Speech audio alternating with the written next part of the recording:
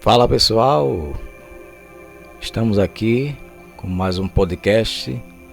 Na verdade é o nosso primeiro podcast. Meu nome é Claudemir, sou casado, tenho dois filhos. Bom, sem mais delongas, vamos começar o nosso podcast falando sobre a ansiedade, que é o mal do século XXI que nos aflige. Então eu vou estar falando um pouco sobre o que fazer durante a crise da ansiedade, ok? Siga lá o meu canal, Claudemir PC @gmail.com. Esse é meu e-mail, tá? E meu Instagram lá é Claudemir Psico _ Nicolau. Então vamos lá. Nessa aula vamos falar com mais detalhes sobre uma crise de ansiedade, seja ela disparada por pensamento ou disparada aparentemente sem nenhum gatilho. Na verdade, ao pensar na síndrome do pânico, a ansiedade generalizada ou até mesmo fobia, essas reações são muito parecidas. Quando alguém tem uma crise de ansiedade, imediatamente ela vai ter o instinto ou de atacar quem está próximo a ela, ou de fugir e ir para outro lugar, ou simplesmente ficar paralisado sem saber o que fazer. Pois bem, é importante ressaltar que é comum as pessoas de vez em quando terem alguma crise de ansiedade.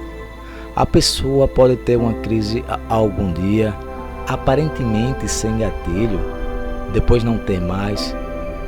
Pode ser que essa crise tenha sido disparada por algum gatilho do ambiente ou até mesmo algum pensamento que a pessoa não conseguiu identificar e foi passageira. Assim como é comum a pessoa que está passando por um momento complicado na vida, naquele momento algum tipo de ansiedade. Por exemplo, eu já fui assaltado à mão armada algumas vezes. Morar no Brasil é complicado, né? Mas enfim, é natural que um dia depois de uma tentativa de assalto à mão armada que eu fique com ansiedade, mas disparada. Claro que sim. Então é muito importante a gente entender que o problema não é a reação da ansiedade. O problema não é a crise. O problema é, número 1, em que contexto ela está surgindo. Porque às vezes tem que surgir mesmo.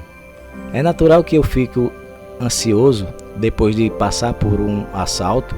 É natural que eu comece a ficar ansioso depois que alguém que eu goste muito morre. Então é importante você entender em que contexto que essa ansiedade está surgindo. Porque se for uma questão circunstancial, é natural que ela surja e que ela vá embora também. E o segundo ponto é que você tem que identificar o quanto essa ansiedade é realmente disfuncional. Vamos supor que você tem medo de cobra, fobia de cobra e mora no centro de São Paulo. A disfuncionalidade que essa fobia de cobra te traz no dia a dia é zero. Eventualmente você vai ficar com medo de ir para um sítio, eventualmente vai ficar com medo de zoológico, mas se você mora no campo, aí surge um problema. Então a ideia da disfuncionalidade é muito importante. Nosso objetivo aqui não é formatar as pessoas, não é criar um dever ser, um deve agir, um dever comportar-se, criar uma linha falando sobre normalidade. Não é isso. É te dar recursos para mudanças.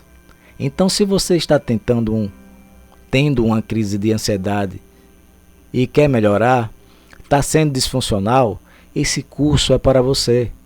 Mas de forma alguma o nosso objetivo é sair formatando as pessoas.